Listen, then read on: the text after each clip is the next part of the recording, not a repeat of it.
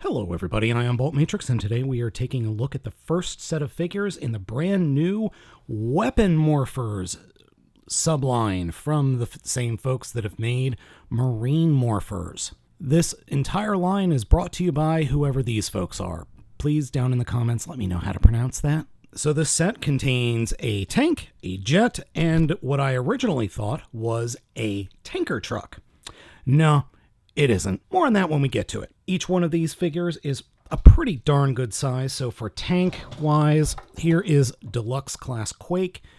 You can see just how big this tank is. It's roughly the size of somewhere between a Voyager and a Leader. I've got another tank that would be a better comparison, so let's go ahead and take a look at that. This tank is the 99A main battle tank of the Chinese Army. It's very well realized in this figure. The overall aesthetic works incredibly well. I love the molding on the figure as a whole. Yeah, it's a pretty decent tank. The only thing that doesn't really work for me is the fact that the turret and the barrel can't move. That's intentional because of the way the figure transforms. The overall detailing, the overall molding, everything on this thing is really nice. I've got to give them credit because it just works. And it's got wheels for plenty of rolling action. Now, size-wise, that is Leader Class Armada Megatron. If you didn't know, it's almost the same size. Proportion-wise, it's roughly the same. And yeah, it's roughly the same as a current Legacy Leader tank. Now the figure does transform, because of course it does. First, we're going to start off by taking the entire turret section and unpegging the top part of it and pulling it away from the figure and just putting it off to the side. And then we've got, well, I mean, it is a tank. It looks more like actually it looks like kind of like a combination between a tank and a speedboat. The first thing we're going to do is take the tank, come to the back, and unpeg the two halves, and then swing them forward until they're at a 90-degree angle with the front of the tank. Come to the bottom of the tank, unpeg these gray pieces, slide them up, fold them forward, push them back, and then peg them into place. So on the other side, open the gray piece, slide it out, flip it up, push it forward, and peg that gray shin piece into place. And now we come up to the chest. But first, come to the back area just behind the turret and unfold the shoulders. And then while this whole thing is available, pull that whole section out and then reach in this area up behind and flip up the head. Trust me, that's the easiest way to do this. Now, there is a tab inside right there that is supposed to go in this slot. It doesn't really go in there. Then the lip of the turret slots into between those two pieces, and that is a lot easier.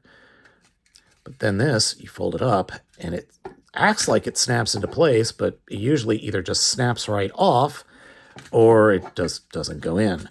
So we will, and you see it looks like it's supposed to slide. There's room for sliding backwards and forwards. Not really. There really isn't that much room for it to slide backward and forward. It mostly slides up and down and then forward a little bit, but not much. It acts like it wants to peg into place, but it can't for whatever reason. I've tried this multiple times and it pushes forward a little bit, but no, that just doesn't stay. So you get a floppy torso. And then for the arms, pull the shoulders away from the body, slide them down, or ratchet them down, flip out the forearms, and flip out the fists. So I was able to get it snapped into place, and oh man, it required a lot of force. You can actually see a little bit of the marring of the plastic there. So get it lined up, and then push it in with as much force as possible. I don't know if you heard that. I mean, you heard me grunting, but I don't know if you heard it snap into place. That's it coming out of place, and there, I got it back into place. Okay, no more wigglies. Yay! For the cannon turret, unpeg these back pieces, and then they will peg in via these pegs to the back of the shoulders, like this. Let's get that in, and then get that in, like so. And then we peg the turret in place onto the forearms. And there we go. The aesthetic we end up with for the tank is pretty darn good. It has a very big GoBot feel for me. Not a Transformer. Definitely a transforming robot, but definitely a GoBot. I love the head. It works for me. It's very well done. It's very well molded. It's very well painted. Though the gas mask, or that front nose with the pipes coming off the sides, bottom sides, has a real 40K feel to it. If you know, Warhammer 40K specifically, it just reminds me of something from that. Overall, the robot mode works pretty darn well. It's a decent robot mode, and now that I've got the wiggly tummy fixed, that makes the whole thing so much better. It holds together so much better. Now, I haven't found anywhere for the turret to actually store on the figure when not in use. And no, those screw holes are not wide enough, and I can't use these because, well, there's like something getting in the way.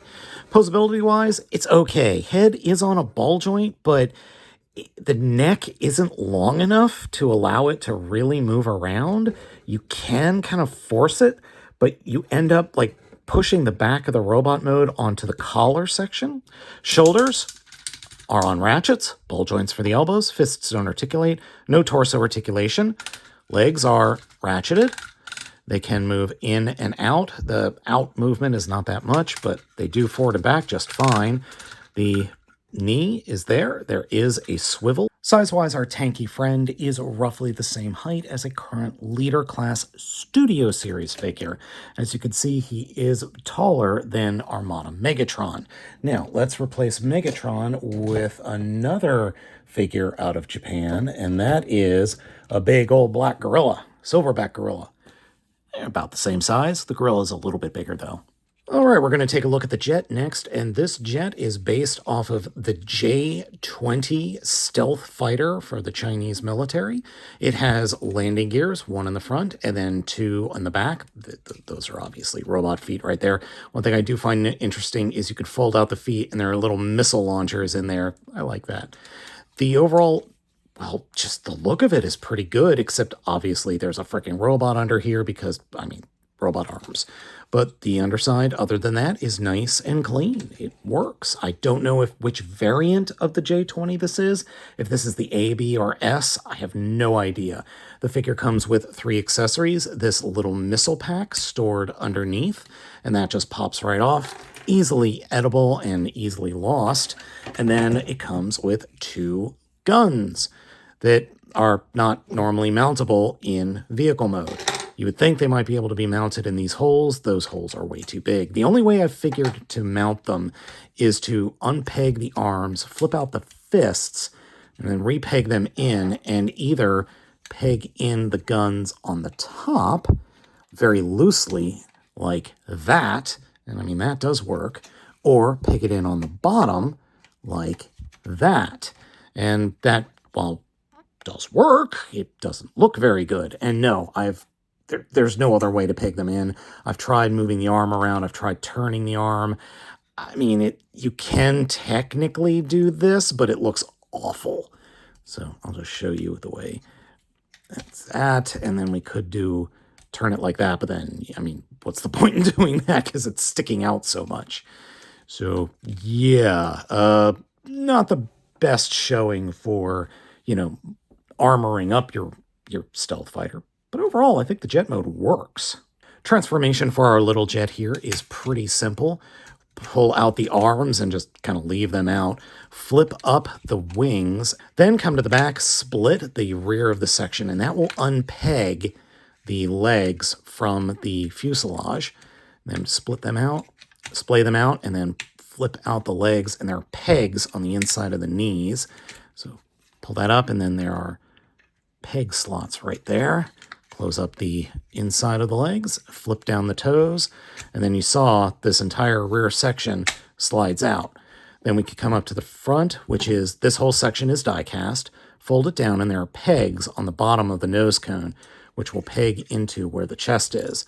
Reach inside, pull up the head, flip this panel down, and then fold the arms up and peg them into place.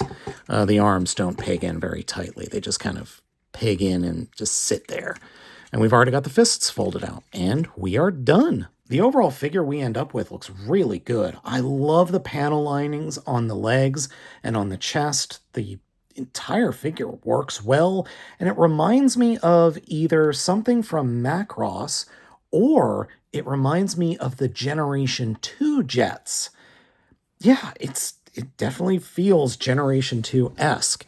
The back of the figure is pretty boring. There's not much going on back here. The only real issue I have with the figure is that it is incredibly top-heavy. As I said, this whole top part is, and some of the bottom, is die-cast-ish, so that makes it real heavy. And those toes, well, the toes aren't exactly posable all that well. They go forward and back for the transformation. I mean, you've got the tip of the toes, the bottom of the thrusters, and then this little piece, and then this acts as a heel. So it can stand. It's just if it's not like kind of leaning back like this, the thing has a tendency to fall forward. So let's see. If we put the legs perfectly straight, what happens? Whoop. Those weren't perfectly straight. That was a little cattywampus. And blop. The missiles we pulled off earlier fit on the outside of the forearms on those double pegs. Can go on either forearm. Kind of wish there was a second one so I could put it on the other forearm. And then the guns are easily stored on the back, like that. And they are hand-carried in use. Posability for the figure is okay. Not great, but okay. And this is one of the best poses I've been able to get out of the guy.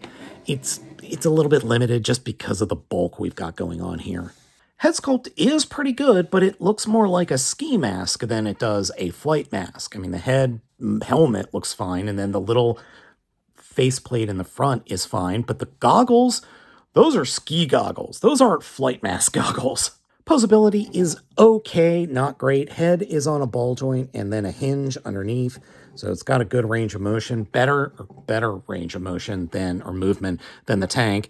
We've got the hinge for the shoulders and then ball joint at the shoulder. Bend at the elbow is almost 90 degrees, not quite. Hips can kick forward and back at roughly 90 degrees on both of them, but it can only kick out that far. Bend at the knee is just about 90 degrees. Forget the foot articulation, there is none. Size-wise, the jet scales closer to Armada Megatron than it does the others. It is close. Height-wise, the figure does scale closer to Studio Series Grimlock than Armada Megatron, so it's Studio Series leader size, not Legends leader size, or Legacy, or whatever we're calling it right now. And Jetboy does scale pretty well with tank. So yeah, we got 2 of the 3 down. Let's go ahead and move on to the third one. The last vehicle we are taking a look at is actually an intercontinental strategic nuclear missile truck. I thought it was just like a giant gasoline tanker truck at first. No, it's an ICBM, effectively. It's got a whole lot of wheels, and it's got these 2 extra missile packs on the back. But really, the real vehicle looks pretty much exactly like this. It is the Dongfang 41 Intercontinental Ballistic Missile. Of the 3, this is the most dangerous, I think. I've got to give them credit. They really nailed the overall look and the overall design of this thing, because if you look at pictures of the real thing, it's pretty spot on. Obviously, there are fingers hanging off the back of this missile, but besides that, it's pretty darn accurate. All right, let's transform it into a giant robot. This vehicle can be split down the middle. The back half forms the legs, the front half forms the upper torso. So we'll start with the back half first. Actually, reach underneath and split the back of the vehicle mode apart. Then come up to these panels and unpeg them, and just kind of get them unpegged, and then you can pull the leg or the legs up like this, and these bends are going to be the knees. And the reason I do that is because that gives you the clearance to bend and flip in these panels. So we could just get them flipped in. Now, there is one thing that's weird here, and that is this black piece. This folds out and almost looks like it's supposed to be a foot, but it's too high up to be a foot. I don't know what this piece is for, and neither do the directions, because they're never mentioned. Now that we've got the panel flipped in, come down to the gray bottom and flip out the feet. And they're not really feet. It's obvious they are the combiner arms, but we'll call them feet for right now. And then straighten it up, take the wheels and turn the thigh wheels so they're pointing forward, and then turn this so that the collapsed canister is closed up, and then straighten out the leg and do the same on the other side. Fold that in, flip around the tires, turn this, and then flip down and turn around the foot, quote unquote, and then stand your missile up. The transformation for the front of the truck is pretty darn easy. Simply reach underneath and split the halves, or the truck front into halves. They will fold down and then accordion down onto the chest, and that little peg will peg into that slot. There's a peg here that will slide into just behind the wheel. Just getting that lined up and pushed into place, and do the same thing on the other side. And getting this lined up on this side is a little bit more difficult, but it will go in. And then the front of the truck will fold down, flip it around, fold the top of the missile down, and then reach inside and flip around a fist, and do it again over here. And then on the back, there are screw holes right here and right here, and that's where the missiles peg in. And then point them forward, and that's all she wrote. Of the three robots, I have to say that the ICBM is the least successful in terms of robot mode.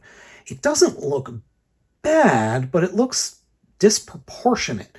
That head is way too big for that body, and that face sculpt is just plain old grumpy.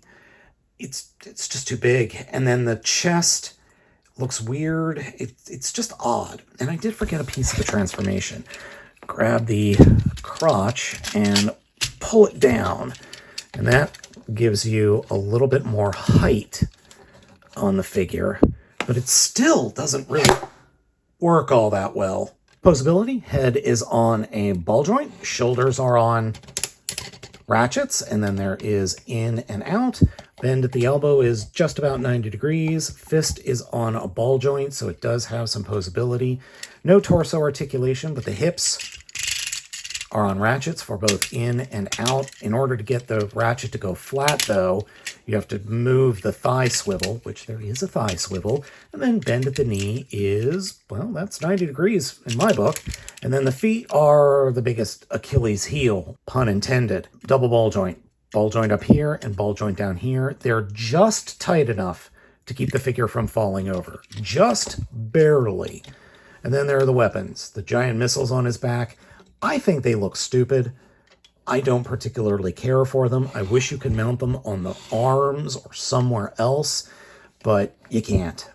So you kind of stuck with them like this. And here are our three bots together. They are ready to go and combine and do all that jazz. They look okay together. I still think that this middle guy just looks weird compared to the other two. It's just his head's too big. If his head was 3/4 of the size, it would be fine. But it's just too dang big, and it throws off the rest of the figure. And the reason it's so big is, well, it's actually the combiner head, which is stupid. All right, for the combination, we're going to first come to Tanky Boy here and remove his accessories. Like that. Flip up his fists, and then push his head back down. Come to his chest and unpeg the top, and that will then allow us to slide the entire top down and push it into those slots that are on either side. And I forgot to mention, this piece right here, the chest, is die cast. Nothing else on the figure is. Turn the shoulders like that and push them in and then fold up the shoulders and peg them together. And then instead of taking the arms and flipping them up top, we're going to take the arms or the forearms and flip them over to the side, like so. And that means that the tank is now ready to go. We are good to go on the tank. So we're going to put him off to the side. Next up is the jet. First, fold up the fists. Second, come to the front, or push the head back, and then bring that down, and then push the head up a little bit and bring the front of the plane mode up like that. Leave that section hanging out. Bring the arms down, just to get them out of the way for right now. Come down to the legs, fold up the toes, then take the legs and smush them together. And then, well, we're just going to kind of fold the legs down like that, and then bring the shoulders back up into place and peg them in like this, and then point these things, or these shoulder pads, forward. And just get that in place, point that forward. And then this whole thing is going to drop down onto the top of the tank. Now, there are these circular peg hole or pegs, and then these slots. Those will get pegged into by these circular pegs, and then those slots will peg into these guys. And you've got to keep the hips all the way down, because if you don't, you're not going to actually be able to push this down on top of it. I'm going to do this off camera because this is actually kind of hard to do and is really fiddly, but once you have them combined up, they stay together. So give me just a second. All right, now that we've gotten those pegged in, we actually fold the fuselage forward and it will snap into place in the front. And if you don't do it just right, it will pop apart like what I just had happen. Unfortunately, on the back, it doesn't peg in anywhere. I really wish it did. All right, now we're going to come down to the ICBM. And the first thing we are going to do is transform the arms and the shoulders back to vehicle mode. So we'll just fold in those fists, flip them up and around. Get that folded up like that. And do that on the other side. Fold up and snap into place. Great. Now grab the entire thing and rip it in half. All right, grab the big old robot head and move that off to the side. Collapse the hip. And then get the arm situated such that this will give you a double elbow. So we've got one arm, and then reach inside and flip out the combiner peg. And those will peg into the blue arms on the jet. So we've got one arm ready to go. Let's get the other one ready to go. Slide that up, move that forward, get that in place, close up the hand, and flip out the combiner port. Really helps to have nails with those. Now for the arms, we will just peg them into these blue sockets that are on the side of the shoulders of the jet's robot mode, like this. Oops. Try that again. There we go. And then we take the head, and that will slide into place right behind the jet's head. Sometimes you just got to move that head forward a little bit more. Let's make room. And then the directions say you're supposed to push Jet's head up against it. And then you fold this piece down to cover Jet's head. That just looks awful. And then we're not done yet. We have to take these pieces and they will flip upside down and peg into the chest. And this peg is very loose. I've seen, well, yeah, that's not the most sturdy pegged in thing in the world. I mean, that's what the directions say to do, and that's the only place to peg them in. The turret then the cannon or the tank turret can then peg into either of the forearms in that slot right there behind or in front of the wheels. So you can peg that in like so. And then, well, all we have left are the missiles. And guess what the missiles do? they become shoes. Of all of the combiners from Marine Morphers and figures from Marine Morphers that I've looked at over the past year or so, this is probably the ugliest, at least of the combiners. The satellite and space combiners were much more cohesive than what we've got going on here. And I gotta admit, the pictures of this thing look a lot better than the figure is in hand. It's really kind of ugly, if I'm honest. And it sort of holds together well-ish, but oh man, those missiles as those missiles as the feet are just awful. I mean, they look so stupid too. Also, the figure, or the combined mode, is so insanely top-heavy. You've got multiple points of die cast hanging off the thing, and then you've got what is essentially two entire different figures that are not equally distributed weight-wise upon these hips. And these hips just are barely up to snuff. I'm tempted to open this up and maybe replace it with stronger ratchets. Oh, and the feet. I just had a foot fall off. And these stupid little feet, these hinges are not really strong enough for dealing with the amount of weight of this thing. This is like 2.5, 3 pounds. I did forget that you can take the missiles, these little missiles, and peg them into either of the arms. And I also forgot about the guns. Silly me. I knew there was something missing. He needs his big old shoulder cannons. Yeah, I mean, that, like a good carpet, really ties the room together. In terms of posability, just forget about it. I mean, seriously, just forget about it.